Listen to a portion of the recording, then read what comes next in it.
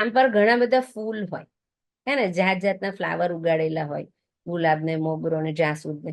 આ બધા જ ફૂલોના પોતાના એક ગુણધર્મો છે, એક એક ગુણધર્મો છે.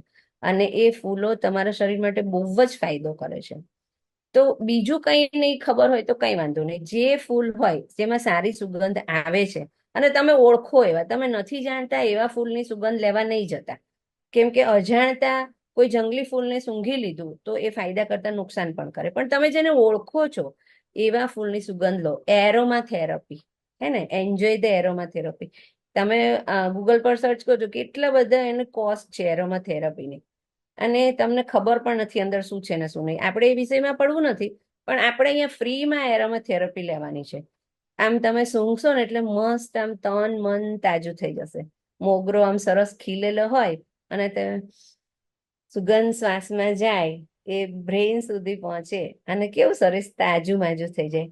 તો એ તાજગી છે ને, એ તમારા સ્ટ્રેસને રિલીઝ કરવાનો રામબાણ ઈલાજ છે, સંજીવની છે તમારા માટે.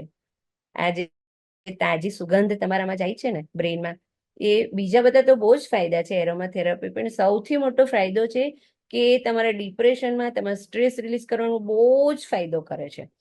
એટલે અને જીવનમાં ખૂબ જ માનસિક અશાંતિ છે, એના લીધે અનિદ્રા છે, ઊંઘ ટાઈમે આવતી નથી. તો બેસ્ટ વે એ છે કે તમે ક્યાંય પણ આવા ફૂલ જુઓ, નેચરલ ફૂલ, તમારે પેલો સ્પ્રે ને એ બધું નથી સૂંઘવાનું, નેચરલ ફ્લાવર્સ ક્યાંય પણ સુગંધવાળા જુઓ તો એને તન મન ભરાઈ જાય એટલા સરસ રીતે સૂંઘી લો. તો આ ફ્રીમાં એક એરોમા થેરપી શરીર માટે કામ આપશે. ઘણા બધા ફાર્મ પર શું હોય છે, ગૌશાળા હોય છે, હે ને. તો ફોરેનમાં તમે સર્ચ કરજો, અત્યારે ફોરેનમાં કાવ હગિંગ ક્લબ આવું ચાલે છે, કાવ લવર્સ ક્લબ.